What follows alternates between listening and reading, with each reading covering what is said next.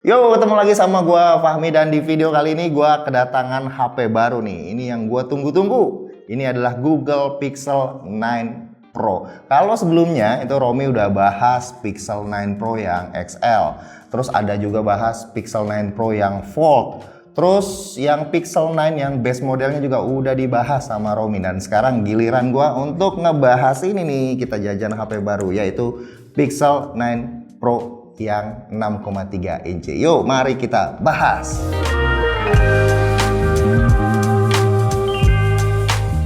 Yuk, jadi karena ini adalah HP yang menurut gue nih jadi HP idaman gue ya.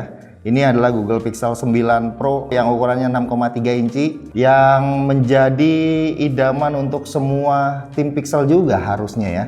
Karena dia udah menggunakan line up Pro model yang tentu aja udah ada 3 kamera di belakangnya tapi dengan ukuran yang lebih kecil, lebih compact. Ini kalau ngomongin dusnya, ini bener-bener dusnya ini ya, dusnya telur ya.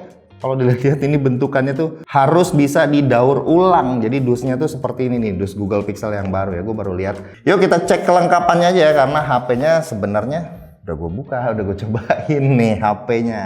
Kita bahas nanti ya. Sekarang kita lihat dulu isi kelengkapannya dapat apaan aja supaya kalian tahu kalau beli Pixel itu dapatnya apa aja. Nah, di sini tentu ada surat ya, surat dari Bea Cukai, surat dari kalau misalkan kita bayar pajaknya ini dapat suratnya seperti ini. Terus di sini ada kabel, kabelnya adalah USB C to C dan satu lagi ini ada dus. Nah, dusnya ini dia ada buku-buku manual nih dan juga SIM ejector sepertinya. Oke, udah nggak ada apa-apa lagi dan gue juga beli aksesorisnya yaitu casingnya. Ini casing official, namanya silicone case official dari Google dan bentukannya casingnya tuh seperti ini. Nih casingnya seperti ini. Cukup lembut di tangan, warna putih juga. Terus di bagian pinggirnya ini udah ada terdapat buttonnya, jadinya buttonnya nggak nyentuh button originalnya ya. Di sini ada pelapisnya untuk tombolnya. Oke, kalau menurut gue ini salah satu casing official yang cukup cantik ya, apalagi kalau dipasangin langsung ini kelihatan cantik banget. Jadi kayak menyatu gitu di pixelnya. Nah, sekarang kita ke bagian HP-nya. Wow, HP-nya nih bener-bener compact. Ini bener-bener idaman gue banget. Wow, gila keren banget.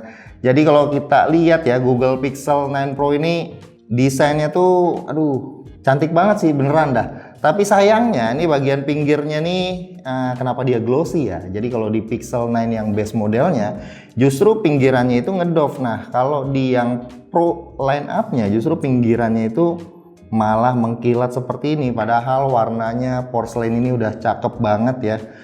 Keren banget ini, bener-bener frame kameranya kayak kelihatan lebih gagah aja gitu dari pendahulunya. Ini frame kameranya tuh kayak bisa lepas gitu kelihatannya ya. Kayak gimana ya, kayak ditempel aja gitu. Ini kalau dilihat-lihat bodinya lumayan cukup tebel, nggak tipis-tipis banget.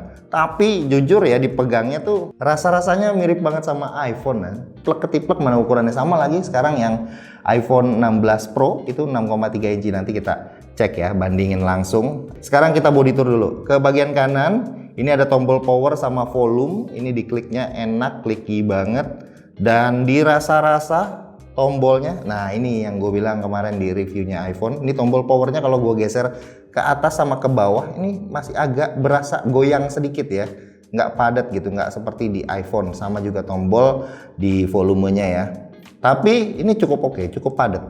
Terus kita ke bagian atas, ini ada lubang untuk mikrofon dan ini antena 5G ini yang bagian atasnya.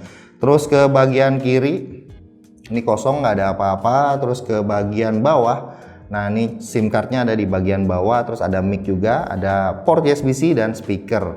Oke, speaker yang satu lagi adanya di atas. Terus kita ke bagian belakang.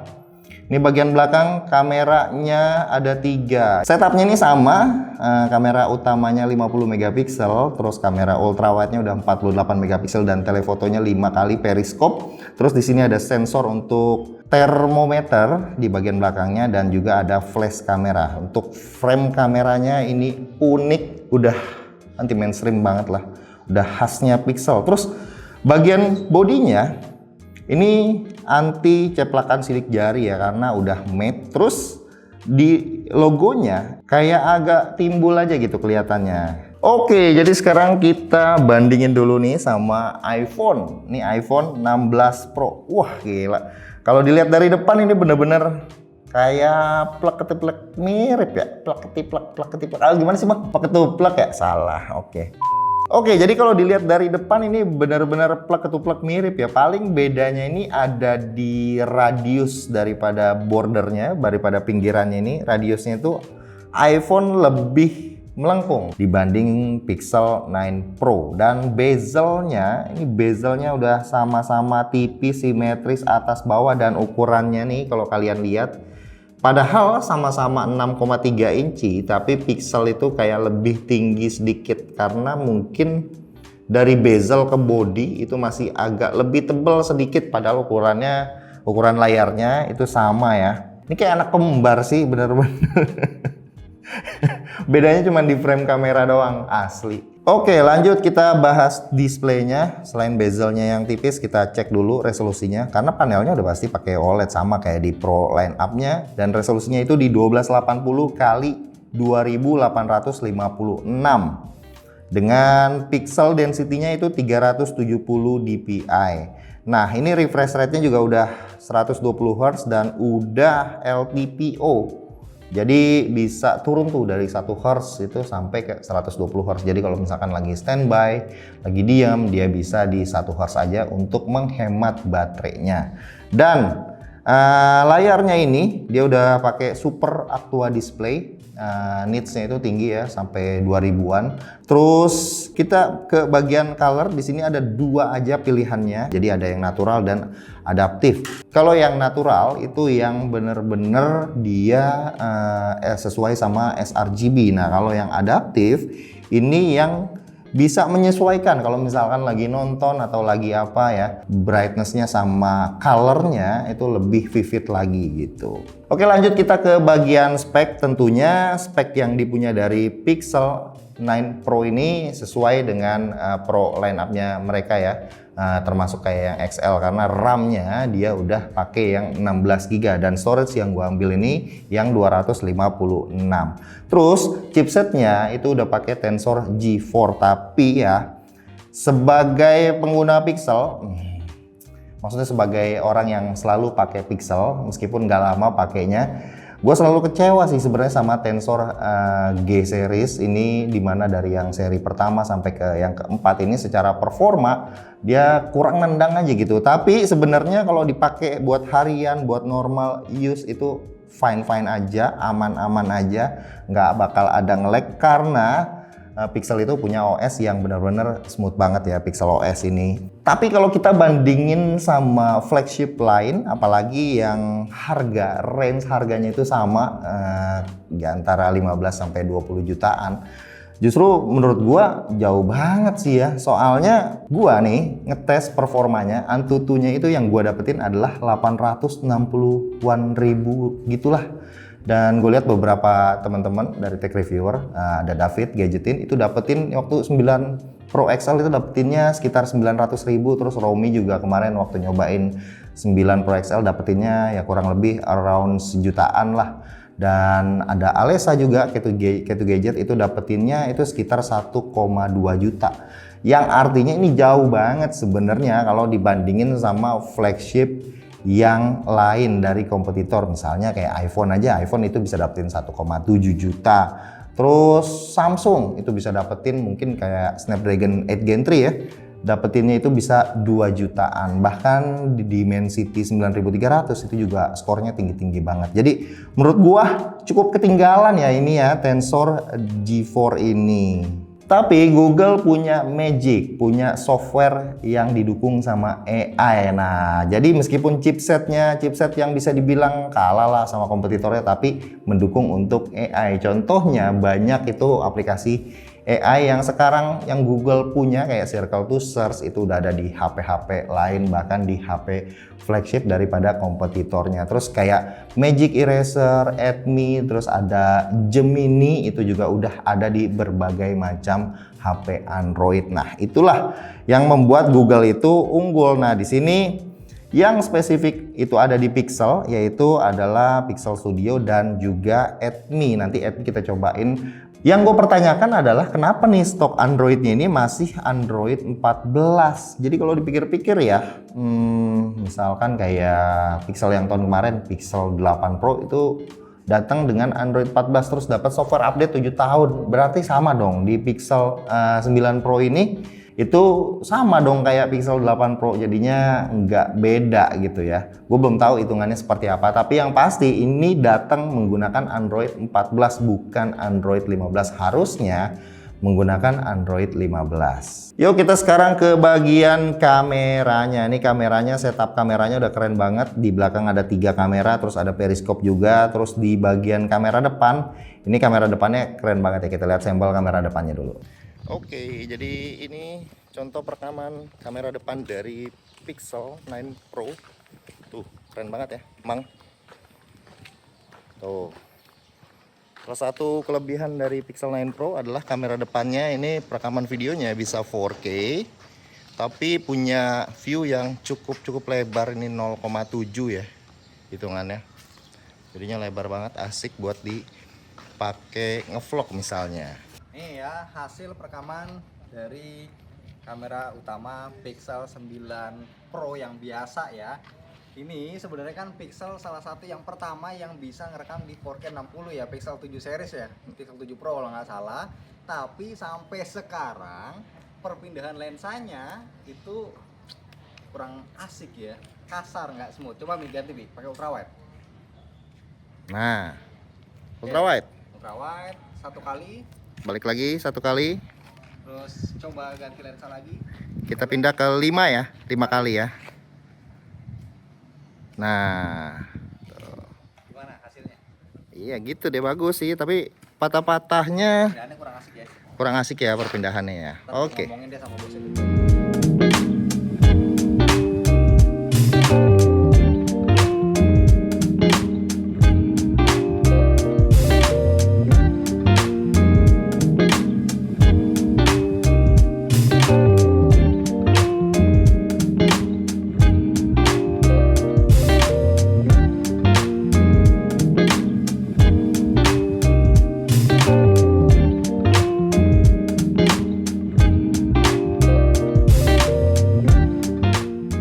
Jadi ini dia interface kameranya. Ini di halaman utamanya itu langsung ada tersedia pilihan lensanya ya.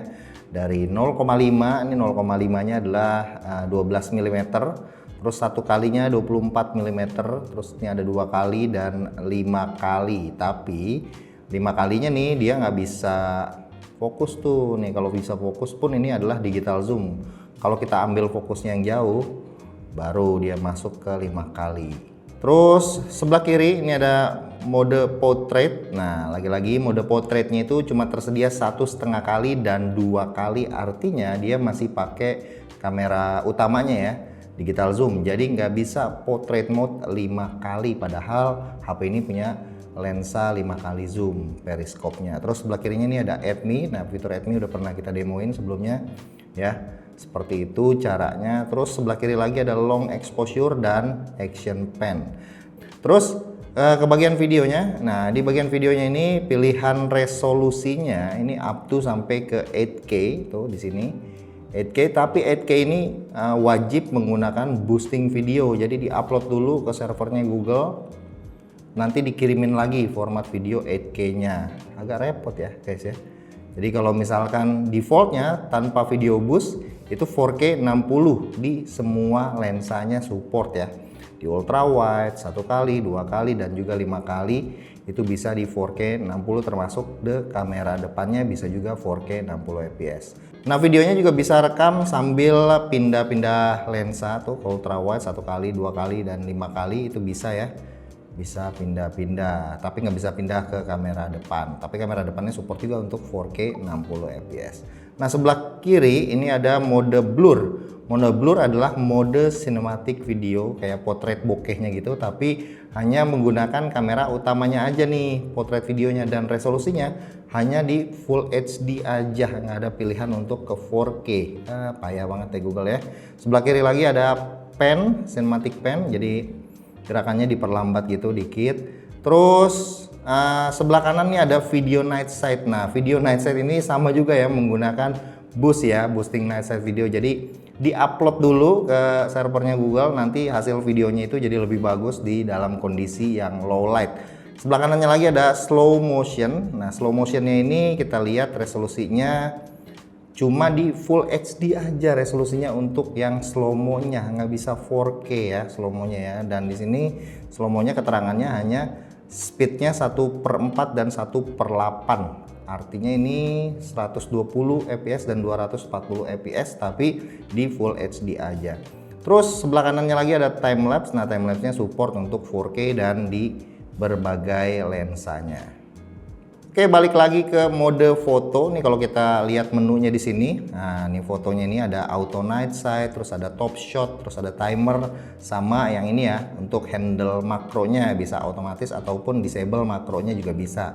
Rasionya juga ada, dan sebelah kanan ini ada mode pro-nya. Nah, di mode pro ini ada pilihan untuk resolusi, ada 50 megapiksel atau 12 megapiksel. Nah, 50 megapikselnya ini support juga untuk di tag dalam format yang RAW. Nah, untuk memastikan misalkan kalian pengen pakai ultra wide atau kamera utama atau kamera telefoto, itu kan kalau otomatis, kalau misalkan kayak begini ya, di kondisi yang otomatis kita pindah ke 5 kali. Nah, ini adalah digital zoom. Ini bukan kamera 5 kalinya, bukan kamera periskopnya, bukan lensa telenya. Ini digital zoom fotonya. Kalau kalian lihat di sini aperture-nya adalah f1.7 nih tuh. Jadi ini kamera utama yang di digital zoom 5 kali. Nah, kalau misalkan kalian pengen menggunakan lensa telefotonya, pure lensa telefoto, di sini pilihnya lens selection-nya adalah yang manual. Jadi kalau misalkan kalian ganti ke telefoto seperti ini benar-benar menggunakan telefotonya. Nah, di sini kelihatan nggak bisa fokus karena jarak fokus untuk telefotonya itu jauh, nggak seperti HP-HP asal China ya, kayak Vivo X100 Pro itu kan bisa telefoto makro namanya. Nah, ini Pixel belum bisa. Jadi telefotonya fokusnya jaraknya tuh masih jauh, nggak bisa jarak dekat seperti itu. Oke, tapi di sini telefotonya menariknya adalah bisa take dalam format yang 50 megapiksel tapi dalam format yang RAW. Keren sih di sini. Terus sebelah kanannya ini ada menu untuk mode manualnya. Di sini ada brightness, shadow, white balance, focus. Tuh, fokusnya bisa manual ya. Terus sama shutter speednya juga bisa manual, bisa up to sampai ke 16 detik. Dan ISO-nya ini up to sampai ke 3200. Nah, ini bisa gua reset aja. Jadi untuk interface kameranya sebenarnya ada yang gua nggak suka nih. Yang pertama ini, ribet banget. Gua kadang-kadang suka salah mencet shutter. Jadi shutternya ini kayak ada di posisinya tuh tengah-tengah banget, terus di bagian bawah. Jadi kayak digabungin lah gitu. Jadi interface foto atau video sekali pencet doang. Jadi sebenarnya ini nggak enak sih menurut gua. Lebih baik tuh foto sebelahnya video gitu. Terus sama kalau misalkan kita tap di bagian viewfindernya, itu kalau dulu kan langsung ada kayak metering ya, brightness atau shadow atau highlight. Sebelumnya itu ada dua ya, highlight sama shadow. Nah, ini sekarang mereka hilangin dan mereka ganti ke bagian bawah. Di sini ada pilihannya kayak mode manual gitu, ada brightness, shadow, white balance. Menurut gue ini ribet banget untuk kita yang sebenarnya simple pengen motret sekali tap terus pengen turunin shadownya. Nah, itu ribet banget, harus beberapa step jadinya sekarang. Nah, selanjutnya adalah ke bagian video. Ini yang lucu banget sih menurut gue ya, karena Pixel itu punya namanya video night gitu, kayak di boosting gitu videonya jadi lebih bagus, jadi lebih terang. Jadi kalau misalkan kualitas videonya itu sebelumnya ada banyak noise-nya kalau di kondisi yang agak gelap. Nah, ini kayak di-upload dulu ke servernya mereka, terus dibalikin lagi dalam waktu yang menurut gue sekarang udah cukup cepet ya. Gue kemarin udah nyobain. Kalau sebelumnya Romi bisa nungguin seharian, tapi kalau sekarang itu video boost itu lebih cepet nungguinnya, nggak terlalu lama. Tapi ya tetap aja kalau misalkan kalian ngerekam 4K misalnya, itu dalam waktu 10 detik aja mungkin bisa 50 sampai 100 mega ya. Bayangin tuh harus diupload dulu, terus harus didownload lagi masuk ke HP kita, makan kuota yang cukup gede. Menurut gua agak ribet ya, agak aneh sih ya. Brand-brand lain kayak Vivo itu punya video night yang cukup bagus, yang langsung ngerekam, langsung jadi, nggak pakai diupload-upload dulu. Kenapa harus seperti itu? Paling itu aja sih kendalanya kalau dari gua. Paling tinggal ke bagian ngecas. Ngecasnya sekarang udah 27 watt, terus udah support juga untuk wirelessnya. IP rating itu udah juga ada. Terus haptiknya nih, haptiknya Google ini salah satu yang terbaik ya menurut gue ya. Karena gua kalau ngetik di Pixel tuh rasanya kayak plak beda aja gitu rasa haptiknya dibandingkan dari HP-HP lain. Terus paling kalau kita bahas ngomongin soal performanya, kalau menurut gua pengguna Pixel itu nggak cocok ya buat gaming karena dari skor Antutunya aja kita udah lihat cuma 860.000. Itu dalam kondisi yang normal, gue langsung pakai, langsung install, langsung ngetes, dapetnya segitu ya bener-bener real. Kita nggak perlu diadem-ademin dulu, nggak perlu ditaruh kulkas dulu karena itu udah skenario yang ngarang ya kalau udah kayak begitu ya. Jadi ya menurut gua HP ini fix bukan untuk gamer, bukan untuk gamer yang hardcore. Jadi kalau misalkan mainnya kayak gua doang nih, kayak Clash Royale, apalagi gamenya tuh yang standar-standar casual. Nah paling enak kalau pakai Pixel ini ya kalian pakai benar-benar buat kerja, misalnya buat ngedit video itu masih oke, masih aman. Terus buat foto-foto dan juga buat bikin semacam video-video sinematik.